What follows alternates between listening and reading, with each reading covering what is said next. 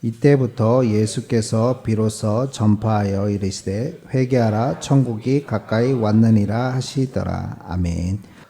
여러분, 예수님이 공생애를 시작하셨을 때 첫 선언으로 오늘 이 말씀을 하셨습니다. 회개하라 천국이 가까이 왔느니라. 예수님 안에 여러분 독자적인 선언이 아니었습니다. 그러니까 예수님이 뭔가 특별하게 선포하신 선언 말씀이 아니었습니다. 여러분, 성경을 읽다 보면 이 말씀이 여러분 예수님만 하신 메시지가 아님을 여러분 알고 계실 겁니다. 여러분, 앞장을 한번 보시겠습니까? 마태복음 3장 2절에 보면 그때 세례 요한이 이르러 유대 광야에서 전파하여 말하되 회개하라 천국이 가까이 왔느니라 하였으니. 그렇습니다.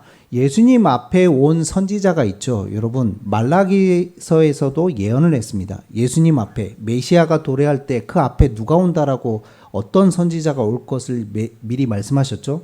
여러분, 엘리야가 올 것을 이야기하셨죠. 근데 그 엘리야 역할이 누구라고 예수님이 직접 밝히셨습니까? 세례 요한이 바로 그 엘리야다라고 이야기를 하죠. 여러분, 그러니까 예수님 오시기 전 선포했던 세례 요한도 회개하라 천국이 가까이 왔느니라. 이 말씀을 선포했을 뿐만 아니라 여러분 강하게 메시지를 던졌습니다. 그런데 동일하게 예수님도 공생의 첫 시작을 회개하라 천국이 가까이 왔느니라. 이 말씀으로 선포하고 시작을 합니다. 근데요, 여러분, 이 말씀을 여러분 알고 계심에도 불구하고 여러분 이 메시지에 대해서 많은 고민과 생각을 해보신 적이 있으십니까? 여러분, 많은 설교를 들으셨을 텐데 수많은 설교 중에 회개하라 천국이 가까이 왔느니라 이 말씀을, 이 메시지를 여러분 들어보신 적이 언제인지 한번 생각해 보세요. 들어보신 분 손 들어보세요. 잘 없으시죠? 많은 학자들도 이 하나님의 선언을요 굉장히 중요하게 생각하지 않은 시기도 있었습니다. 이유가 뭘까요, 여러분? 왜 마태복음 공생의 첫 시작을 수많은 말씀이 있는데도 불구하고 예수님이 회개하라 천국이 가까이 왔느니라고 선포했는데도 불구하고 왜 많은 학자들이 이 말씀을 집중하지 않았을까요?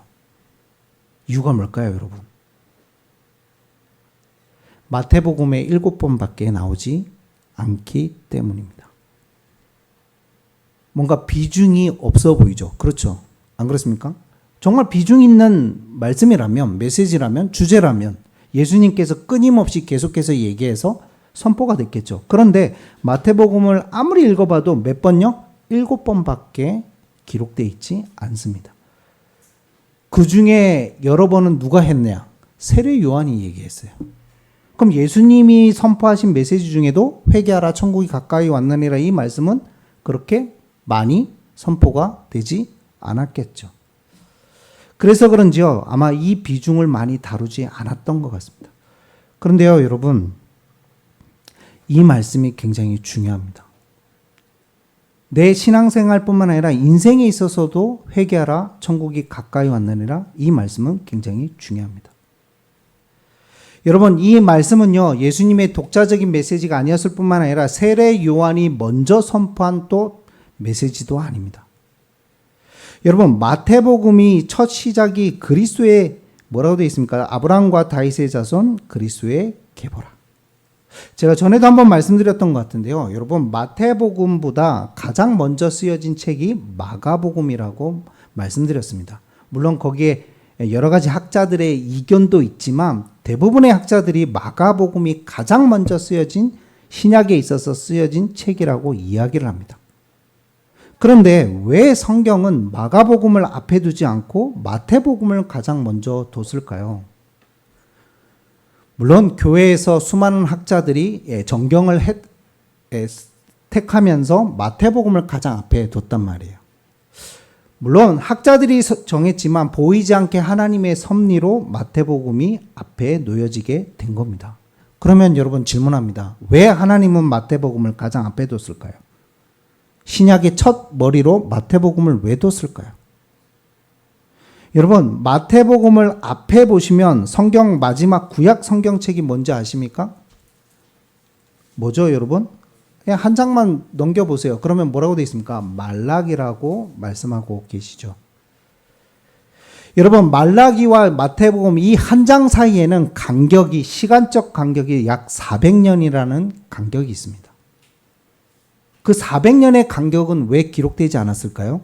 이유는 하나입니다. 그 400년 동안 어떤 선지자를 통해서 하나님이 유대와 이스라엘 땅에 뭐가 하나님의 계시의 말씀이 선포되지 않았기 때문입니다.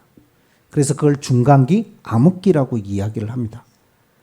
그런데요, 여러분, 성경을 말라기를 읽고 마태복음을 바로 넘어가면요, 그 시간의 간격이 없다는 걸 여러분 알게 됩니다. 말라기를 읽고 마태복음으로 넘어가잖아요. 너무나 자연스럽게 연결된다는 것을 알게 됩니다. 여러분, 즉 시간적 간격 400년이라는 간격은 있었지만 말라기 당시에 있었던 영적 상태와 마태복음 당시의 영적 상태의 그 간격은 조금도 없다는 겁니다. 시간적 간격은 있지만 영적 간격은 없다는 생각이 굉장히 많이 들었습니다. 뭐가 같다는 거죠? 영적 흐름이 같습니다.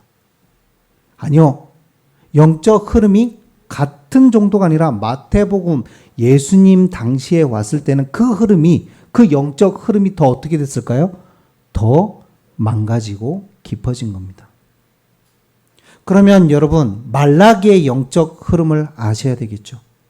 말라기 선지자를 통해서 하신 하나님의 말씀이 무엇인지 알고 그리스도의 계보다 이 말씀이 어떤 의미인지를 아셔야 되겠죠.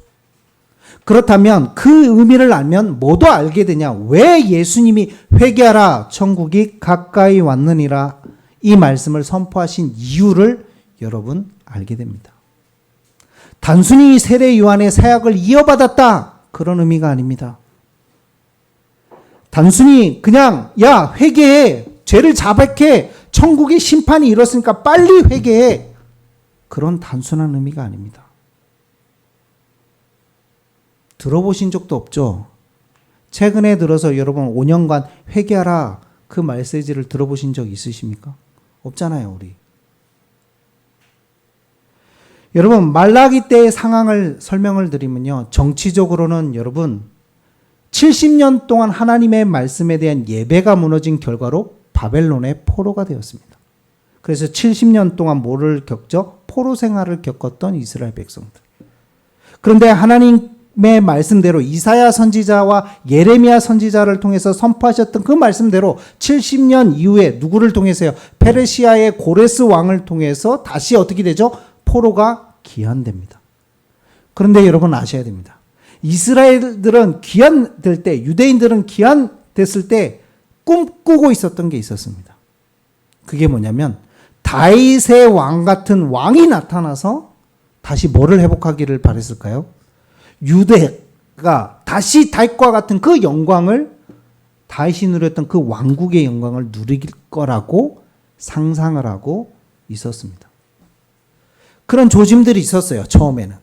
그래서 여러분 에스라든지 느헤미야라든지 그들을 통해서 뭐가 건축이 되죠? 처음부터 하나님 말씀하신 게 성전을 건축하라고 말씀하셨죠. 너희들의 집 짓기 이전에 뭐부터? 성전부터 지어라. 여러분 단순히 그거는 건물을 지어라라는, 물론 그때 성전이 무너졌으니까 다시 성전을 지으라는 의미도 있지만 뭐를 회복하라는 말씀입니까? 하나님을 향한 믿음, 신앙을 회복하라, 돌아오라. 그러면 회개라는 단어는 쓰지 않았지만 어떤 의미가 담겨 있는 거예요? 회개하라, 그 말씀을 하고 있는 겁니다. 그래서 하나님은 아무것도 없는 유대인들에게, 포로돼 가지고 온 유대인들에게 무슨 재산이 있겠으며, 무슨 배경이 있겠으며, 무슨 여러분 역량이 있겠습니까? 능력 아무것도 없는 그들에게 여러분 그 대공사인 성전을 건축하라고 말씀하신 겁니다. 근데 하나님 말씀하셨어요. 그것조차 너의 힘도 아닌 능도 아닌 오직 뭐로요? 여호와의 영으로 됐느니라. 그래서 여러분 에스라 느헤미야를 통해서요, 여러분 페르시아 왕들이 오히려 뭐를 보내가지고요? 자재들을, 건축 자재를 보내가지고 성전이 완공이 됩니다. 그러면 꿈 꿨겠죠, 여러분. 그렇죠. 성전이 회복됐으니까 이제는 뭐가 회복돼야 돼요? 예? 신앙이 회복돼야 되고 그 다음에 또 뭐가 회복돼야 될까요? 신앙이 회복될 뿐만 아니라 우리가 바라는 거 있잖아요. 뭘 바라세요? 천국 가기를 바라세요? 아멘 아무도 안 하잖아요. 봐. 아멘 아무도 안 한다니까. 천국 가기를 바라세요 라면 아멘 해야 되는데 아니요 이렇게 하고 있잖아요, 속으로. 그럼 이들은 뭘 바랬을까? 이들도 똑같아요. 천국을 바랐겠어요, 여러분? 하나님 나라가 이루어지기를 겉으로는 말하고 있지만 속으로는 뭘 바랬겠어요? 이제 성전이 건축됐으니까. 하나님의 말씀대로 성전이 이루어졌으니까. 그 다음은 누구예요? 예? 나잖아요, 나. 내가 회복되길 바라잖아요. 뭐가? 이제는 나도 좀 편하게, 행복하게, 해피엔딩, 좀 육의 것도. 그게 나쁘다는 게 아니에요. 맞아요. 그걸 원하잖아요. 안 그렇습니까? 그런데 정치 상황과 경제 상황은 악화됐어요. 완전히 해방된 게 아니었어요, 여러분. 페르시아의 그냥 한 주, 속국으로 그대로 있을 뿐이에요. 물론 자유를 얻게 됐죠. 신앙생활도 다 인정해 줬으니까. 여러분, 페르시아 정책 자체가 여러분 개방이었습니다. 그들의 뭐를 인정해 줍니까? 그들의 모든 것을 인정해 주는 유화 정책을 썼단 말이에요. 그러니까 신앙을 하는 데는 아무 문제가 없어요. 그러나 나라가 회복된 겁니까? 아닙니다. 회복된 게 없어요. 정치적으로, 경제적으로는 그대로 속국이고, 경제적으로는 어땠을까요, 여러분? 성전은 건축됐지만 경제 상황은 나아진 것이 하나도 없었어요. 가뭄과 흉작은 끊임없이 일어나요. 어떻습니까? 이번에 우리가 한 2달 동안 비가 안 오니까 영남이 어때요?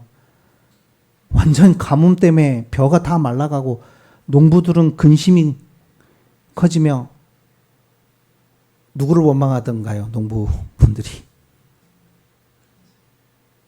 왜 농수를 미리 준비 안 했냐면서 이렇게 이제 또 국가 이제 뭐 똑바로 하라면서 이렇게 하시던데, 어떤 인터뷰 하시는 농부가. 그럼 이들은 누구에게 원망을 했을까요? 성전 건축됐는데 정치적으로 변화된 것도 없고 경제적 어려움도 하나도 해결되지 않고, 그러니까 누구를 원망하겠어요, 여러분? 하나님을 원망하는 겁니다. 그래서 말라기야 1장에 보면 하나님이 이렇게 선포하십니다. 내가 너를 사랑하였노라. 그런데 뭐라고 하는 줄 아십니까? 성경 보세요. 말라기 1장에 보면 백성들은 뭐라고 얘기하냐? 여호와께서 말라기를 통해 이스라엘에게 말씀하신 경고라. 여호와께서 내가 너희를 사랑하였노라 하니, 야, 내가 너희들을 사랑했다니까. 그래서 내가 너희들을 구원했고 내가 너희들을 포로로 다시 귀환시켰는데 뭐랍니까? 너희는 이르기를 주께서 어떻게 우리를 사랑하셨나이까. 뭘 사랑하십니까, 나를? 그 말이에요, 지금. 왜? 아니, 그렇게 성전도 건축됐고 하는데 왜 내 어려운 처지는, 왜 정치 상황은, 경제적 어려움은 하나도 현실은 변화가 없습니까? 아니, 하나님 계시다면서요. 왜 이렇게 나는 궁핍하고 어렵고 힘듭니까? 왜 가뭄이고 왜 흉작이고 끊임없이 우리는 고통 속에 있어야 됩니까? 그게 과연 하나님 사랑입니까? 하나님 정말 우리를 사랑하시는 게 맞나요? 라고 지금 여러분, 누가요? 백성들은 원망하고 있는 겁니다.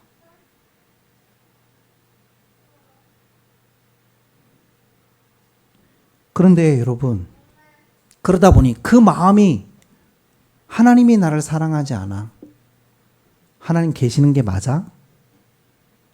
아니, 이들은요 하나님을 부인하지는 않아요. 그렇죠. 민족 자체가 뭐 하나님의 선민인데, 근데 마음 한켠에 은근슬쩍 뭐를 갖고 있는 거예요? 하나님에 대한 불신을 그대로 품고 있는 겁니다. 그 형태로 여러분 교회에 와서 앉아서 예배드리고 있으니 예배가 어떻겠어요? 그래서 말라기에서의 뭐를 또 경고하시냐면요. 너희들이 나의 예배를 더럽혔더라. 근데 문제는요. 백성들이 더럽힌 것뿐만 아니라 누구도요. 심지어 예배를 인도하는 제사장들마저 하나님의 말씀을 가볍게 여기고 여러분 형식은 있지만 소를 드리고 예배를 드리고는 있지만 형식은 남아있지만 경건의 모양은 있으나 경건의 능력이 전혀 없는 중심이 없는 불신앙 가운데서 하나님을 향한 전혀 사랑함이 없는 그 중심으로 이들은 형식만 남은 예배를 끊임없이 드리다 보니 뭐마저 없어질까요, 여러분? 형식만저 조금씩 무너지고 있는 겁니다. 그래서 말라기 선지자의 하나 꼽고 있는 중에 뭡니까? 너희들이 나에게 바치는 뭐마저도 헌금마저도 예물마저도 흠이 있는 것을 갖다 주고 있다라고 꼬집죠.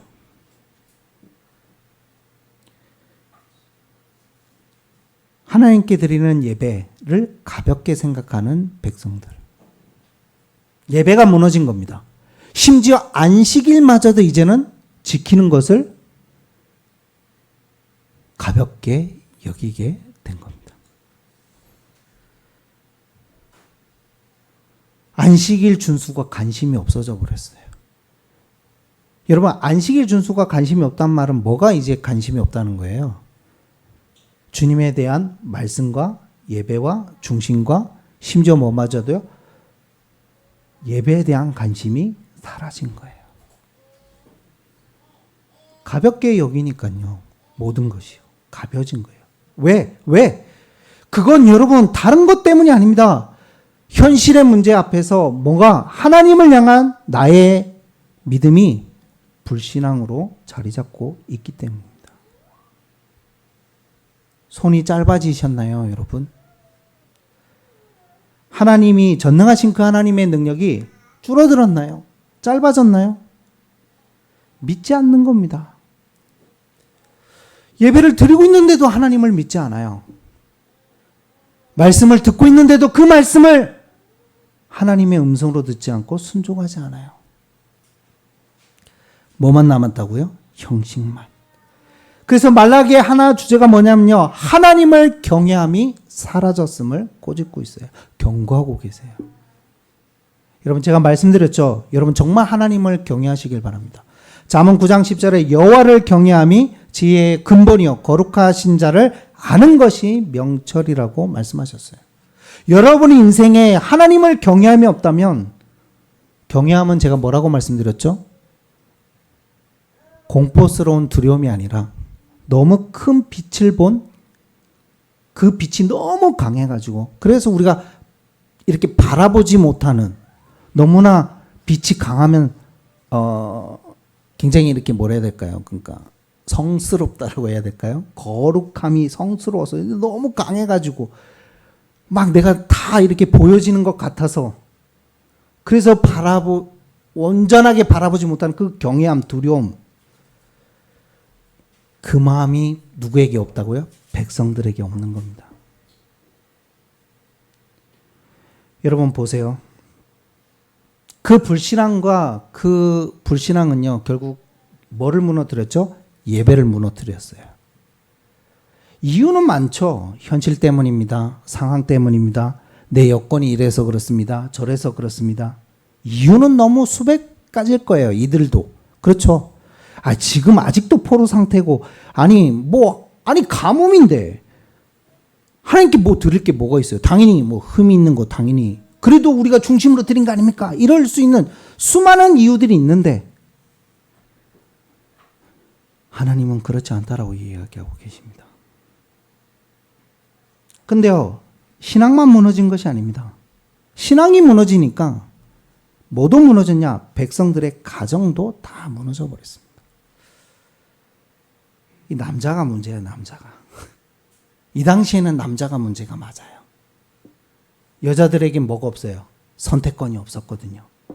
선택권은 오직 누구에게만 있었냐? 남자들에게만 있었거든요. 이 남자들이요, 유대인 남자들이 드디어 결혼을요, 이제는 본 부인이 있는데 본부인이 본부인이 분명히 계시는데 어떻게 했을까요? 본부인을 잘 섬기면서 첩을 두면 그나마 괜찮은 남자예요, 여러분. 이 당시에 본부인을 잘 모시면서 자기야, 나 둘째 부인 볼게 이래가지고 뭐 둘째 부인을 봤다. 굉장히 그래도 나은 사람이라니까요. 근데 여러분, 그게 아니에요. 본부인을 버리고 이방 여인들을 취하기 시작한 거예요. 그러니까 뭐가 난무했겠어요? 이혼이 난무하고 결혼이 무너지고. 여러분, 결혼은 단순한 감정의 만남이 아니에요. 성경은 단순히 그냥 한 남자가 한 여자를 만나는 게 아니에요. 결혼은 뭐냐? 하나님의 언약과의 맺음이에요. 근데 그 언약이, 결혼이 무너졌다는 얘기는, 가정이 무너졌다는 얘기는 뭐가 무너진 거예요? 하나님과의 언약이, 관계가 무너졌다는 말이에요. 우리는 오해를 합니다. 여러분 현실과 삶의 무너짐은요, 여러분 신앙의 무너짐과 연결되어 있어요. 여러분의 언약의 무너짐과 삶의 무너짐은 반드시 연결되어 있어요. 따로 국밥이 절대 되지 않아요. 삶이 무너지셨습니까? 삶이 지금 뭔가 공허하고 허무하십니까? 삶이 뭔가 괴롭고 힘드십니까? 그럼 뭐를 빨리 확인해야 되냐? 하나님을 향한 신앙과 언약을 빨리 확인하셔야 돼요. 그게 무너진 거예요. 상황 때문이 아니에요. 몸 때문이 아니에요. 현실 때문이 아니라니까요. 하나님과의 관계, 언약이 무너지고 신앙이 무너지니까 삶마저도 무너진 거예요. 자기 아내를 버려버리게 된 겁니다. 가장 무서운 건 말라기 3장 14절입니다. 백성들이 속으로 했겠죠. 속으로. 뭐라는 줄 아십니까? 하나님 섬기는 것이 헛되도다. 여러분, 이 지경까지 온 겁니다. 하나님을 섬기는 것이 뭐다? 이제는 헛되도다. 여러분, 진짜 헛된 것이 뭐라고 얘기하고 있습니까? 성경에서는. 진짜 헛된 거. 참된 것은 뭐라고 하죠? 전도서가 여호와를, 창조주를 기억하라. 그게 참된 거고, 헛된 것은 세상 것들이 다 헛될 뿐만 아니라 특히 더 헛된 것은 뭐라고 얘기해요? 우상 숭배가 헛된 것이라고 얘기하지 않습니까? 구약에서. 반대로 얘기하고 있습니다, 이제는. 그럼 여러분, 하나님 섬기는 것이 헛된 것이라면 뭐가 참되다라고 지금 고백하고 있는 거예요? 세상을 섬기고 우상 숭배하는 것이 참되다라고 지금 누가요? 유대인들이, 이스라엘 백성들이 하나님 앞에서 그걸 말하고 있는 겁니다.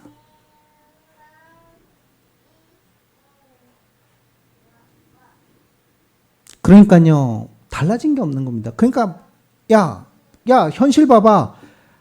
뭐가 달라졌니? 교만한 자가 오히려 복되며 악을 행하는 자가 더 번성하지 않냐? 현실은 그렇잖아요, 여러분. 그렇죠? 안 그렇습니까? 지금 한 배우 때문에 난리가 났는데, 전 세계, 전국으로. 하필이면 8.15에 이상한 고백을 해가지고. 자기 증조부가 처음으로 양유원을 열었고, 고종의 주치였다면서 자랑을 했는데, 알고 봤더니 친일을 파셨네. 난리가 났네, 그래가지고. 몰랐겠죠, 본인은. 예. 야, 네 증조 할아버지가 친일을 했대.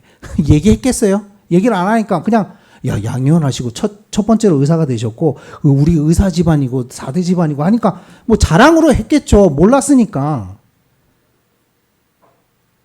근데 여러분, 지금 그 배우를 꼬집으려고 하는 게 아닙니다. 이런 말이 있답니다. 어떤 앵커 말이 아니고요. 이런 말이 있답니다. 독립운동을 하면 3대가 망하고, 예? 친일을 하면 3대가 흥한다. 현실이에요? 거짓이에요? 현실이잖아요. 사실이잖아요. 사실이잖아요, 여러분. 독립유공자들이 지금 더 가난한 가운데서, 왜? 그때 독립운동한다고 모든 재산을 팔아가지고 다 독립운동 자금으로 써가지고요. 후대들에게 남겨준 게 없어가지고 후대들은 또 일제 탄압과 수많은 탄압으로 인해서 어떤 혜택을 하나도 못 받답니다.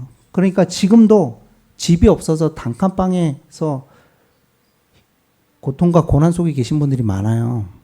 그런데 반에 친일하셨던 후손들은 많이 남겨주셔가지고,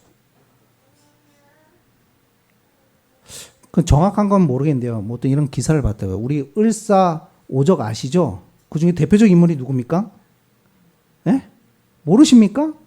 이완용이라고 계시잖아요. 그 후손이 뭐 어디 땅을 국가로부터 손해배상해라 해가지고 승소해가지고 그 돈을 몇십억 갖고 미국으로 가셨다네요.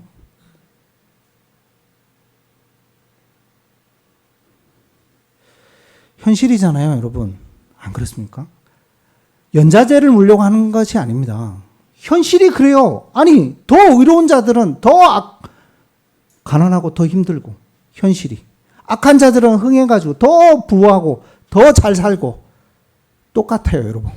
언제도, 말라기 때도. 그런데 여러분, 그 영적 흐름이 예수님 오셨을 때, 이때부터, 물론 세례 요한이 잡혔을 때부터겠지만, 그러나 갈라디아서 4장 4절에 보면 예수님이 언제 오셨습니까? 때가 참해. 하나님의 시간표가 되매라는 말씀도 말씀이지만, 예수님이 왔을 당시의 영적 흐름은 너무나 어두운 상태였던 겁니다. 그래서 요한복음 1장에 표현하죠. 어둠에 뭐가 비쳤습니까? 빛이 비쳤는데 어둠이 뭐하지 못해요? 깨닫지 못하더라. 더 심해진 겁니다, 여러분. 예수님이 왔을 당시에는 더 악한 세대가 되어버린 겁니다.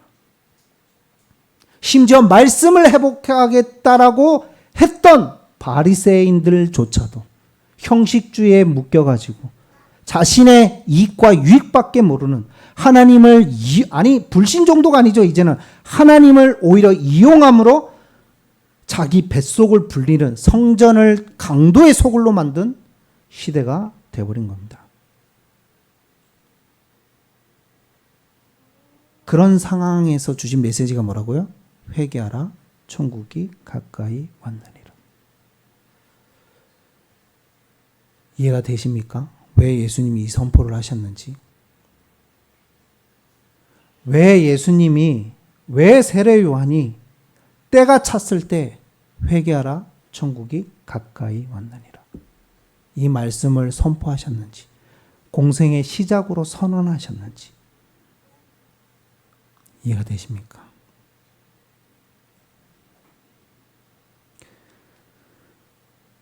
여러분, 그 영적 흐름의 시간표는요, 시간의 간격은 예수님 당시와 지금 현재도 2000년이라는 시간의 간격이 있죠. 안 그렇습니까? 예수님 온 이후로, 그래서 우리가 몇 년이에요, 지금? 2026년. 그래요. 예수님과 우리 사이에 또 2026년이라는 시간 간격이 있습니다. 그러나 제가 볼 때 지금 우리의 마음 상태나 우리 교회, 한국교회의 여러 가지 상태를 볼 때 영적 간격은 없다는 생각이 듭니다. 여러분의 삶은 어떠십니까? 여러분은 정말 하나님에 대한 불신이 없으십니까? 여러분도 하나님에 대해서 냉소하고 계시지 않습니까? 현실의 어려움과 갈등과 문제 앞에서. 여러분도 예배를 가볍게 여기고 쉽게 생각하고 계시지 않습니까? 무조건 주일 성수해야 돼요. 맞아요. 그걸 가지고 또 사람을 정죄해서는 안 돼요. 그런데 주님 앞에 나와 예배하는 것을 형식주의, 아니요, 요즘 저는 경건의 모양도 없다라는 생각이 들어요. 예전에는 경건의 모양은 있으나 뭐는 능력이 없었는데 요즘은 능력도 없고, 이제는 너무 예배가 가벼워져서 경건의 모양조차 없는 시대로 가고 있지 않나. 그러니까 진짜 가장 우상화되어 있는 것 중에 하나가 뭔지 아십니까? 자기를 너무 사랑해요. 자기가 절대 기준이 돼버린 시대. 드디어 이단적 요소를 내뱉으셨죠. 한 분이. 삼위일체가 아니고 이신론이랍니다. 드디어. 이유가 뭔지 아세요? 자기 머리로 삼위일체가 이해가 안 돼요. 너무 어렵대요. 어렵고 이해가 안 돼서 자기가 연구를 해봐서 책을 다 읽어봤는데 하나님 한 분, 예수님 한 분 각각 신으로 계신대요. 두 분이라 이 말이죠. 자, 이렇게 나왔습니다. 드디어. 그분 똑똑한 분이에요. 성공한 분이고요. 사회에 영향력을 주고요. 지금도 문체부와 함께 수장을 위원회 위원장 하고 계시죠. 우리나라 스카이 대학 나오신 분이고 대단한 분이에요. 근데 참 저는요, 저분이 진짜 겸손함이 있을까? 2000년 동안 수많은 학자들이, 수많은 신학자들이 왜 삼위일체가 성경적인지를 수없이 연구하고 수없이 변증하며 수없이 정립해놨는데 그걸 깡그리 무시하고, 심지어 이렇게 얘기하더라고요. 신학교를 가면 삼위일체라는 안경을 쓰기 때문에 삼위일체가 맞다라고 진리라고 믿는다라고 이야기하더라고요.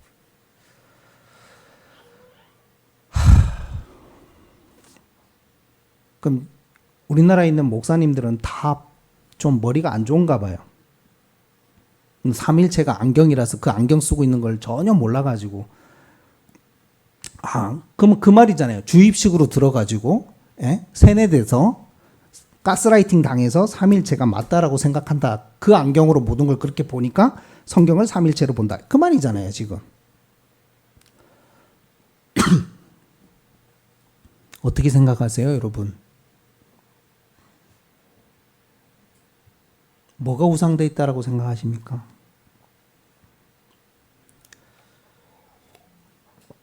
여러분, 우리 신학자들만이 아니에요. 전 세계에 있는 신학자들이 삼위일체가 맞다라고 얘기합니다. 그건 정통 교리가 아니라 성경 교리입니다. 아니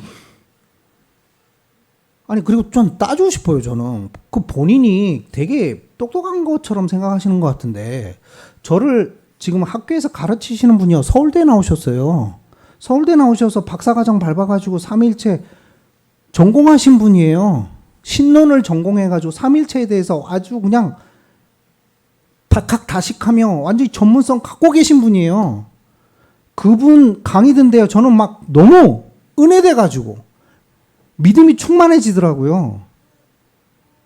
얼마나 똑똑한지 모르겠어요, 저는. 아무리 생각을 해봐도. C.S. 루이스 같은 분은 옥스퍼드 대학 교수님이세요. 그런 분들은 왜 믿어요, 삼위일체를? 여러분, 왜 그런다라고 생각하세요? 자기가 기준되어 있는 겁니다. 자기 머리로 이해 안 되니까. 삼위일체를 어떻게 이해할 건데요? 하나님을 이해할 수 있습니까? 하나님의 신비인데요? 그걸 어떻게 이해를 합니까? 인간의 머리로? 이해되는 게 그게 하나님입니까? 이해된다, 내 머리로 다 이해된다, 그게 신입니까? 내가 신이지? 그런 기본적인 것도 안 되는 사람이요, 지금 성경을 가르치고 있다 이 말입니다. 근데 수많은 사람이 거기 끌려갑니다. 수많은 사람이 그 교회를 나간대요. 제목은 잘 붙였네. 천 열매들이라고. 참 좋네, 제목은. 왜 그런다라고 생각하십니까? 지금 영적 흐름이 안 보이십니까? 지금 대한민국 교회가요, 진짜 우리 신앙이요, 어떤 색깔로 가고 있는지 안 보이세요? 신학교도 우습고 뭐 다 우스운가 봐요. 모든 게 가벼워요, 제가 볼 때. 모든 게 자기가 다 기준돼 있어요. 이런 시대에 살고 있는 여러분, 그럼 그분을 지금 욕하고자 함이 아닙니다. 여러분은 어떠냐 이 말이에요. 여러분 자신은 하나님 말씀 앞에 설 때 회개하라, 천국이 가까이 왔느라, 이 말씀이 여러분 가슴에 울림이 있냐 이 말이에요. 또 듣고 그냥 흘러가는 메시지라면. 또 한 번 드리는 또 예배라면, 그냥 어쩔 수 와서 앉아있는 신앙이라면 똑같습니다. 우리는 오늘 기억하십시오. 2000년의 시간 간격은 있어도 영적 흐름의 영적 상태의 간격은 전혀 없다라고 보여집니다.